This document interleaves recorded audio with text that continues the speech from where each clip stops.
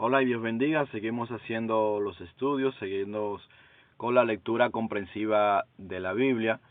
En esta ocasión vamos a leer y comenzar con el capítulo 19 del libro de los Hechos de los Apóstoles. Y vamos a leer esta sección de acá. Vamos a leer del 1 al 22, capítulo 19, 1 al 22. Ya vimos cómo había aparecido en el panorama el hermano Apolos, ¿verdad? Y ahora vamos a ver Pablo que va a Éfeso. Vamos a leer esta sección de acá.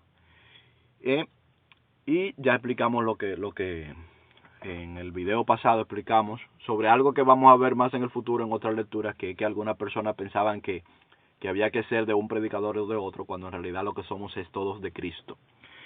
Y dice así, verso 1. Aconteció que entre tanto que Apolos estaba en Corinto, Pablo, después de recorrer las regiones superiores, vino a Éfeso, y hallando a ciertos discípulos, les dijo: ¿recibisteis el Espíritu Santo cuando creísteis?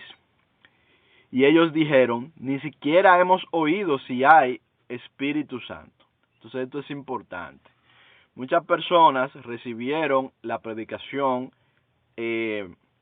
mucha gente recibieron y hoy han recibido la predicación sobre Jesucristo, pero no saben que deben de recibir también el Espíritu Santo en cuanto a la imposición de manos.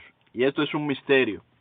Es un misterio que yo no lo sé explicar, pero el cual yo he vivido, porque bueno, yo tengo algunos testimonios hablando sobre esto ya en algunos videos. Entonces, esto es algo que yo no lo entiendo, pero es real. O sea, yo he vivido lo que es la imposición de manos. De hecho, recientemente ayer estuve conversando con la persona que me impuso las manos cuando yo llegué al Evangelio. Y me lo impuso el primer día, me impuso las manos, y el primer día yo recibí el Espíritu Santo. Y solamente con haber hablado en comunión con esa persona desde la primera palabra, estamos hablando por internet. Tuve la casualidad de poder hablar con esta persona por internet ayer. Y solamente de que habláramos, inmediatamente fui lleno del Espíritu Santo como un río, pero como un río como de aceite, no como un río de agua, como una cosa que no tiene, para mí no, yo no lo tengo, no sé cómo explicarlo. Bien, pero esto es real. Así que vuelvo y doy testimonio, esto es real. Entonces vemos aquí la palabra, que estos conocían ya sobre el camino de Jesús, conocían sobre cómo la ley y los profetas anunciaban a Jesús, conocían los hechos que habían sucedido hasta cierto punto, ¿verdad? Pero no habían recibido el Espíritu Santo. Nosotros habíamos visto anteriormente en otra lectura cómo a veces, por ejemplo, habían personas que eran predicadas por algunos de los diáconos, y luego entonces venían los apóstoles y les imponían las manos a los que habían creído para que recibiesen el don del Espíritu Santo. Entonces, vamos a seguir viendo esto, y dice, les dijo: ¿recibisteis el Espíritu Santo cuando creísteis? Y ellos le dijeron: ni siquiera hemos oído si hay Espíritu Santo. Bien, este es otro misterio. Hay personas que han recibido el Espíritu Santo sin que se le hayan impuesto necesariamente las manos, o eso es lo que yo logro percibir cuando leo la Biblia, ¿verdad? Pero bueno, seguimos leyendo. Entonces dijo: ¿en qué pues fuisteis bautizados? O sea, ¿cómo fuisteis bautizados? Ellos dijeron: el bautismo de Juan. Bien, paréntesis aquí. ¿Cuál es el bautismo de Juan? Es el bautismo en agua para arrepentimiento de pecados. Este bautismo y este reconocimiento de Cristo es lo que nos otorga a nosotros la salvación. Bien, cuando nosotros somos bautizados en el nombre de Cristo, no porque te sumerjan en agua, porque ese es el ritual, sino que cuando tú recibes a Cristo como tu Señor y Salvador, ¿verdad? Inmediatamente ya en realidad ya tú has sido bautizado. Esto es importante. Ya tú fuiste bautizado, aunque no se haya hecho el acto protocolar de sumergirte en el agua, ¿verdad? Que era la señal que hacía Juan el Bautista y la cual nosotros seguimos haciendo hasta el día de hoy. Pero en realidad ya tú recibiste al Señor, ya tú has pasado a ser hijo de Dios, a ser llamado hijo de Dios, ¿verdad? Y ya tú eres parte del reino cuando tú aceptaste a Cristo. Pero el Señor dijo: recibiréis poder cuando venga sobre vosotros el Espíritu Santo, y me seréis testigos. Entonces, ciertamente, el hecho de haber recibido al Señor no nos confiere ese poder especial del Espíritu.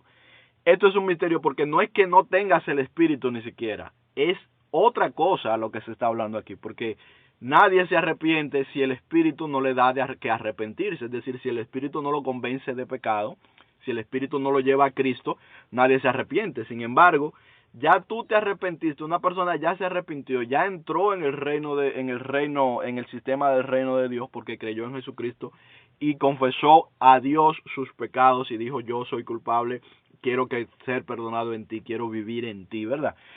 Ya hizo eso. Sin embargo, hay una fase que es esta, la del poder del Espíritu, que no la ha recibido necesariamente. Puede que sí, porque se han dado los casos, pero no necesariamente la ha recibido. Entonces, muchas veces esto tiene que ver con el no conocimiento de esto. El no conocimiento influye, pero no es determinante. ¿Cómo yo sé que no es determinante? Porque yo recibí el Espíritu Santo sin saber esto. Es decir, a mí me pasó algo parecido a lo que le pasó a los que cuando Pedro fue a predicarle a los hermanos, a los que todavía no conocían a Jesucristo, que fue a predicarles que cuando le bajó el lienzo, que cuando él comenzó a hablar, estas personas inmediatamente fueron llenas del Espíritu Santo sin que Pedro tuviese ¿cómo se diría?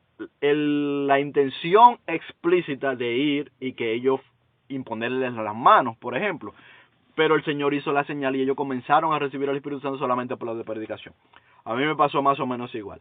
Yo llegué a una iglesia un día, y ese día que yo entré en esa iglesia, ahí ese mismo día Dios comenzó a hablarme, y ese mismo día el predicador que estaba hablando dijo que pasaran adelante. Yo no le hice caso a él, el Señor me dijo que pasara adelante, yo pasé. Ese mismo día esa persona me impuso las manos y ese mismo día yo recibí el Espíritu Santo. Yo no sabía lo que era eso.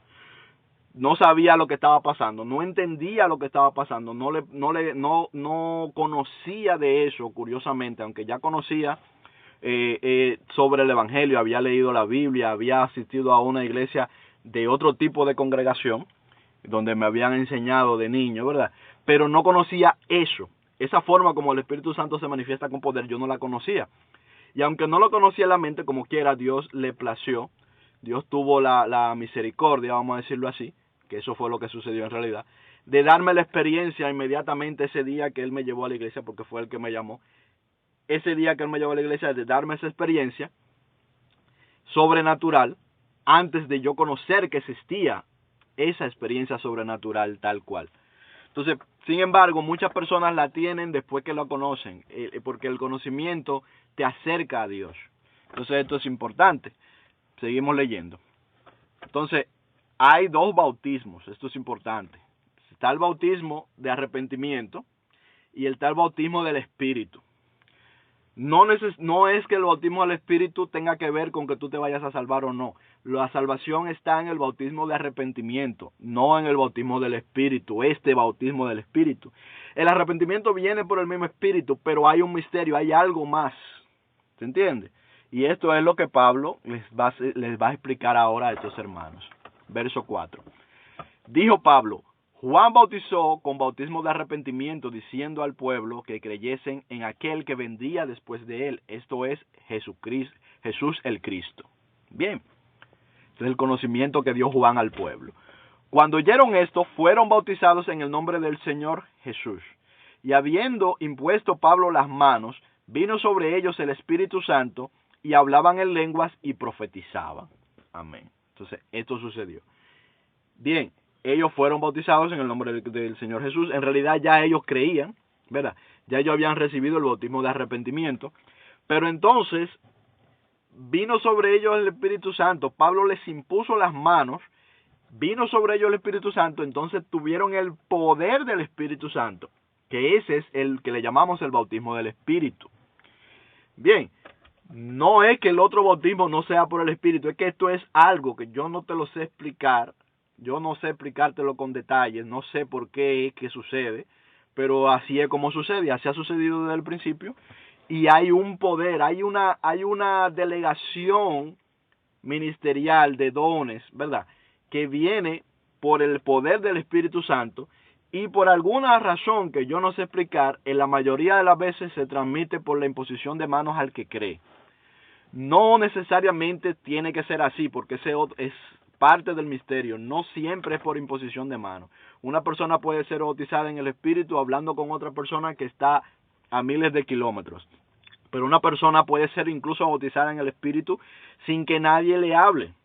O sea, sin que ningún ser humano le hable, sino que hay personas que simplemente han sido conducidos a Cristo por otros medios, por los medios que el Señor ha podido tener a la mano. Eso Él lo toma y lo cosa, o sea, por medio de visión y por todos estos medios. Y muchas veces esa persona, alguna de esas personas, aún no teniendo el contacto con alguno de los discípulos de Jesús, ha recibido el bautismo del Espíritu. Como yo no sé, yo no lo entiendo. ¿Entiendes? Yo te estoy hablando de la experiencia, no de que yo sepa lo que es esto. Que lo sepa con detalle me refiero, pero sí sé que existe y lo he vivido. Y muchos de a mi alrededor lo han vivido también. Entonces seguimos leyendo y dice: eran por todos unos 12 hombres con lo que sucedió esto. Y entrando Pablo en la sinagoga, habló con denuedo por espacio de 3 meses, discutiendo y persuadiendo acerca del reino de Dios. Pero endureciéndose algunos y no creyendo, maldiciendo el camino delante de la multitud, se apartó Pablo de ellos y separó a los discípulos, discutiendo cada día en la escuela de uno llamado Tirano. ¿Ven? Aquí vemos otra de las personas importantes del primer siglo de la iglesia, este llamado Tirano. Entonces, y sobre todo el lugar, la escuela. ¿Qué es lo que quiere decir lo que dice en el verso 9? Que muchos, siempre aparecen estas personas que siguen atados a la cuestión de la ley, que no pueden creer en Jesucristo y que no quieren creer que haya perdón de pecado de esta manera tan simple, que es simplemente por el arrepentimiento, ¿verdad? Y a pesar de que todas las escrituras hablan de Cristo, no lo entienden porque no lo pueden ver, por alguna razón. Entonces, ¿qué hizo Pablo? Separó a los que habían creído y comenzó a enseñarles en este lugar, que en esta escuela, que de esta persona llamada, de uno que era llamado Tirano. Entonces allí lo apartó a los discípulos, a los que habían creído en Jesús, y allí entonces les enseñaba ya a ellos. Bien, aparte, por espacio de 3 meses. Entonces eso fue un discipulado intensivo que Pablo les dio a ellos. Seguimos en el verso 10, dice: así continuó por espacio de 2 años, de manera que todos los que habitaban en Asia, judíos y griegos, oyeron la palabra del Señor. Bueno, aquí me corrige inmediatamente la lectura y nos dice que estuvo en eso por 2 años. Y hacía Dios milagros extraordinarios por medio de Pablo. O sea, habían señales. En este lugar el Señor ejecutaba señales por medio de Pablo. De tal manera que aún se levantaban los enfermos, se llevaban, los enfermos, los paños o delantales de su cuerpo, y las enfermedades se iban de ellos, y los espíritus malos salían. Amén. Es decir, le llevaban los paños, los delantales a Pablo, y sin Pablo estar ni siquiera ahí, salían los espíritus inmundos, las personas eran curadas de su enfermedad por medio del Espíritu Santo. ¿Cómo funciona esto? Yo no sé, yo no entiendo, pero funciona, sucede. O sea, esto es algo que ya entra dentro del marco de lo que llamaríamos sobrenatural. Así sucede. O sea, el poder de la oración, el poder del Espíritu es algo tremendo, inexplicable. Bueno, inexplicable para mí. Yo siempre digo que todo tiene explicación, pero para mí es inexplicable. Lo que yo te puedo decir es que esto sucede, que esto es así. Solamente eso te puedo decir como testimonio porque lo he visto y lo he vivido. Bien. Verso 13. Pero algunos de los judíos, exorcistas ambulantes, intentaron invocar el nombre del Señor Jesús sobre los que tenían espíritus malos, diciendo: os conjuro por Jesús, el que predica Pablo. Entonces, Jesús el que predica Pablo. Algunos que estaban por ahí, que no eran de los discípulos de Jesús, que estaba siendo enseñado por Pablo, posiblemente, tal vez tal vez sí lo habían escuchado a Pablo, pero realmente no eran discípulos todavía. Dice: había 7 hijos vamos a ver lo que sucedió con ellos. Había 7 hijos de un tal Esceva, judío, jefe de los sacerdotes, que hacían esto. Pero respondiendo el espíritu malo dijo: a Jesús conozco. O sea, ellos fueron a tratar de sacar un espíritu malo, y el espíritu malo les dijo: a Jesús conozco, y sé quién es Pablo, pero vosotros quiénes sois. Es decir, yo conozco, el Espíritu le dice cuando ellos trataban de reprenderlo, conozco a Jesús, sé quién es Jesús, sé quién es Pablo también, sabemos quién es Pablo, porque Pablo tiene una marca que lo distingue, pero vosotros quiénes sois. ¿Se entiende? ¿Qué es lo que sucede aquí? Esto sí yo te puedo dar más o menos una explicación. Lo que sucedió con estos señores es que ellos no tenían el nombre de Cristo. El nombre de Jesús, que está en una persona, tal vez tú no lo veas con tus ojos naturales, pero los espíritus sí lo ven. Cuando se habla del nombre de Cristo, es su carácter, que hemos aprendido de Él, ¿entiendes? Hemos aprendido de Él, cuál es su carácter, y lo tenemos en nuestra conciencia, en nuestro corazón. No es la palabra Jesús, el nombre de Cristo. El nombre de Dios no es la palabra Jesús ni la palabra Dios. Es algo que está en tu corazón, que tú entiendes a Dios como es Jesús. Ese es el nombre de Cristo. Entonces, cuando tú tienes eso, tú estás ya sellado. No es que a ti te van a sellar en los últimos tiempos. Cuando tú entraste en el reino de Dios, ya tú fuiste sellado, ya tú tienes una marca, y allá a ti se te conoce en el mundo espiritual como que eres discípulo de Jesús, como que eres de Jesús, como que eres del reino. ¿Se entiende? Ya tú eres conocido cuando esto sucede. Entonces, estos no eran conocidos de esa manera. De manera que ellos no estaban en el reino. Eso es lo que sucede. Entonces dice en el 16, y en el hombre en quien estaba el espíritu malo, saltando sobre ellos y dominándolos, pudo más que ellos, de tal manera que huyeron de aquella casa desnudos y heridos. Y eso fue notorio a todos los que habitaban en Éfeso, así judíos como griegos, y tuvieron temor todos ellos, y era magnificado el nombre del Señor Jesús. Y muchos de los que habían creído venían confesando y dando cuenta de sus hechos. Asimismo, muchos de los que habían practicado la magia, trajeron los libros y los quemaron delante de todos. Y hecha la cuenta de su precio, hallaron que era 50,000 piezas de plata. Es decir, quemaban los libros de magia, las cosas de hechicería. Comenzaron a deshacerse de todo esto, porque comenzaron a creer en el verdadero nombre, sobre todo nombre, en Jesucristo. Descubrieron que Dios es real, que no es solamente algo teórico o algo filosófico, sino que Dios es real y que se manifestó por medio de Jesucristo. Así que hicieron a un lado todas esas vanidades que tenían, todas esas vanidades en las que creían, todas las cosas de magia, y quemaron todas esas cosas en las que no tenían sentido. Seguimos leyendo en el verso 20 y dice: así crecía y prevalecía poderosamente la palabra del Señor. Algo importante aquí, porque en la historia se han hecho cosas como quemar los libros de otros. Entonces, tal vez algunos se amparan en esto, es decir, como en destruir la obra de los otros, porque la obra de los otros es contraria a Dios, y tal vez se apoyan en esto, pero aquí no está diciendo eso.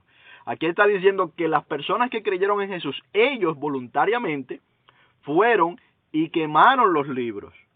Ellos voluntariamente, no que los discípulos de Jesús fueron a sacarle los libros, a quitarle los libros a la gente de magia para quemarlos, no, sino que la gente que pertenecía a eso, ellos voluntariamente quisieron deshacerse de eso. Entonces, no hay ninguna justificación para nosotros, por la fuerza, ir a eliminar la fe de los demás. No hay justificación para esto. El cristiano no está, el discípulo de Jesucristo no estamos para nosotros impedir la fe de los demás. Si ya una persona cree en lo que quiera creer, y si quiere creer incluso hasta en Satanás, ese es su derecho. Nosotros lo que podemos es solamente exhortarle, mostrarles el camino. Pero no es verdad que yo voy a ir, por ejemplo, porque una persona tenga un ídolo en su casa y que sea el mismo Satanás que está adorando en su casa. Yo no puedo ir a coger su ídolo y a destruirlo, porque eso no me pertenece, eso es de él. Cuando él cree en Jesucristo, él lo va a hacer por sí mismo si él quiere. ¿Se entiende? Entonces, no hay justificación para la violencia, ninguna justificación hay para la violencia, ni para tratar de ponerse por sobre la fe de los demás. En Cristo no hay justificación para eso. Este no es ese caso. La gente lo hizo voluntariamente. Este es como el que persona que cree y tiene idolatría. Yo no puedo ir a una casa de una gente que tiene cosas que practica la idolatría y comenzar entonces a destruir sus ídolos. Porque eso no es mío, eso es de él, eso es su derecho. Esa persona tiene, Jesús no hacía eso, ni sus discípulos tampoco. Cuando esa persona crea, si esa persona quiere y tiene esa voluntad, entonces Él lo va a traer para ser destruido, o Él lo va a destruir, o Él lo va a guardar, o va a hacer lo que quiera con eso. Nosotros no tenemos que ir, no te confundas. La fe no es para hacerle daño a los otros ni para imponérsela a los demás. La fe en Jesucristo no se impone. Bien, entonces seguimos leyendo. Este paréntesis es importante. Pasadas estas cosas, Pablo se propuso en espíritu ir a Jerusalén, después de recorrer Macedonia y Acaya. Así crecía, prevalecía poderosamente la palabra del Señor, verso 20. Seguimos en el 21. Seguimos Macedonia y Acaya diciendo, después que haya estado allí, me será necesario ver también a Roma. Entonces, los planes que tiene Pablo a futuro. Y enviando a Macedonia a 2 de los que le ayudaban, Timoteo y Erasto, él se quedó por algún tiempo en Asia. Amén. Entonces terminamos esta parte aquí. Ya vemos que las misiones de Pablo estaban más o menos planificadas, ¿verdad? Y que iban a terminar allá en Roma. Tenía que ir a Jerusalén, etcétera, etcétera. Esto es el final de esto. En esta lectura vimos muchas cosas importantes. Y estas cosas es bueno que las tengamos en cuenta. El bautismo en el Espíritu, la imposición de manos, cosas reales, la sanidad de las personas, incluso por medio de prendas. Estos son cosas que son reales. No es magia, es un misterio del Espíritu. Ven, esto no es magia. No estamos hablando de magia ni de hechicería, no. Estamos hablando de misterios del Espíritu Santo, cosas que el Espíritu Santo hace porque Él la quiere hacer así, porque Él permite que sean así. Esto es misericordia de Dios, simplemente. Dios tiene misericordia de la gente, Dios ve la fe que tiene la gente, y Dios es propicio a esa fe que Él mismo es que la ha puesto en la gente y hace los milagros. Bien, esto hemos visto cómo se esparce la predicación por todas estas regiones, y hemos visto cómo personas que salen a hablar y a hacer cosas en el nombre de Jesús como si fueran conjuros mágicos. El nombre de Jesús no es un conjuro, bien, ni son unas palabras mágicas. El nombre de Jesús tiene que estar en tu corazón, no en una palabra ni en una escritura. Por eso estos espíritus inmundos le dicen a esto que no lo conocen, porque no es un conjuro, no es que tú vayas y digas, te reprendo en el nombre del Señor Jesucristo. Eso simplemente son palabras. Si tú lo dices y no lo crees y no sabes de qué estás hablando, no conoces a aquel al cual estás acudiendo, es como que no estás diciendo nada.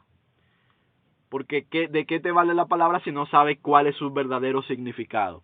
Bien, no es lo que se ve, es lo que está dentro en el corazón. Bien, entonces si tú no tienes una relación con Dios, si tú no tienes el conocimiento de Cristo, si tú no tienes por lo menos esa llenura del Espíritu Santo, ¿por qué tú haces saliendo a reprender demonios como si fueran conjuros mágicos de un libro? Eso no son conjuros mágicos, no son palabras mágicas como la magia de estos libros que quemaban. Es algo que tú tienes que tenerlo en espíritu y en verdad. Entonces, Dios les bendiga mucho. Nos seguimos viendo en otras lecturas.